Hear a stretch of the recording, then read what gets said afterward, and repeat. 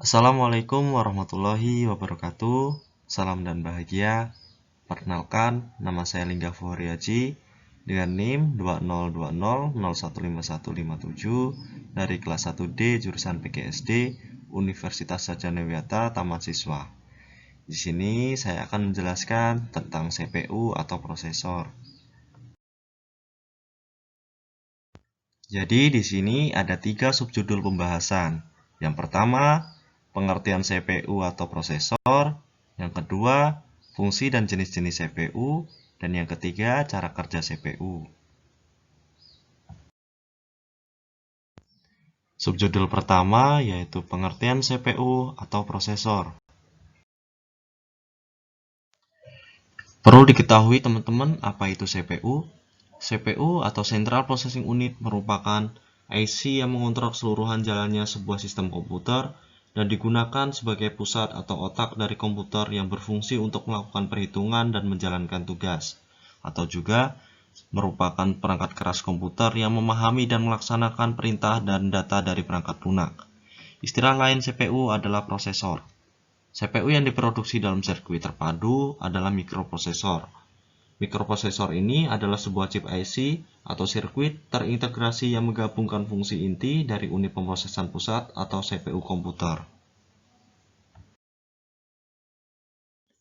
Perlu diketahui, ada 3 bagian terpenting di dalam prosesor, yaitu ada Arithmetic Logical Unit atau ALU, ada Control Unit atau CU, dan ada Memory Unit atau MU. Apa sih itu ALU, CU, dan MU, teman-teman?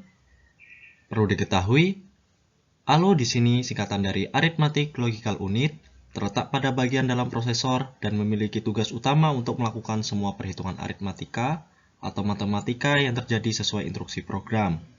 Dan CU atau singkatan Control Unit bertugas untuk memberikan arahan atau kendali atau kontrol terhadap operasi yang dilakukan di bagian ALU di dalam CPU tersebut. Output dari CU ini akan mengatur aktivitas bagian lainnya dari perangkat CPU.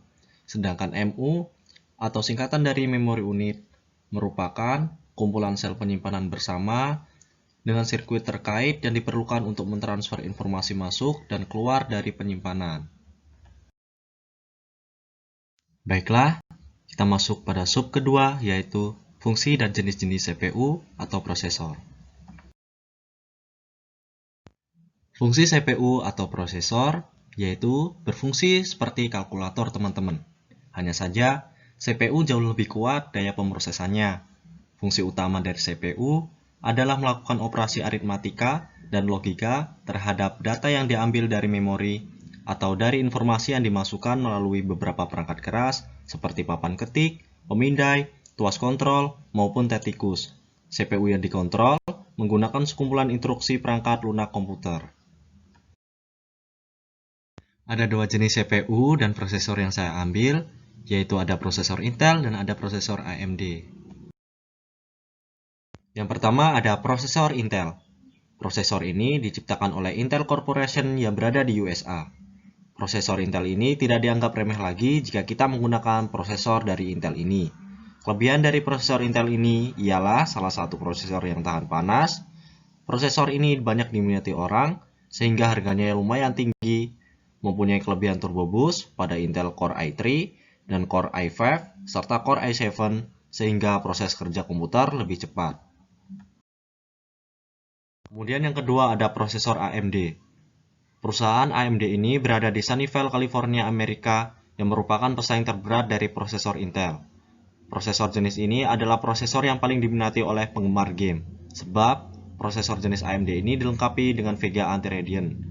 Dan kekurangan dari prosesor ini ialah penggunaan daya yang lebih besar serta mengakibatkan prosesornya akan lebih cepat panas. Ada beberapa jenis prosesor AMD seperti AMD K5, AMD K6, AMD Duron, AMD Athlon, serta yang terbaru yaitu AMD Ryzen. Kita masuk pada subjudul ketiga yaitu cara kerja CPU atau prosesor. Bagaimana sih cara kerja prosesor, teman-teman? Cara kerja prosesor ialah menjalankan sekumpulan instruksi mesin yang memberitahu prosesor apa saja yang harus dilakukan. Ada 3 hal dasar diantaranya, yaitu menggunakan ALU atau singkatan dari Arithmetic Logical Unit untuk melakukan operasi matematis seperti pengurangan, penambahan, perkalian, dan juga pembagian.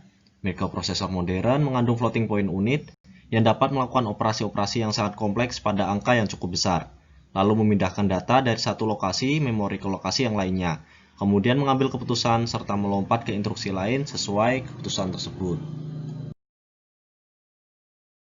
Sederhananya, cara kerja prosesor ialah menerima umpan ataupun perintah masuk atau input, baik dari mouse, keyboard, atau alat penginput data yang lainnya yang terhubung.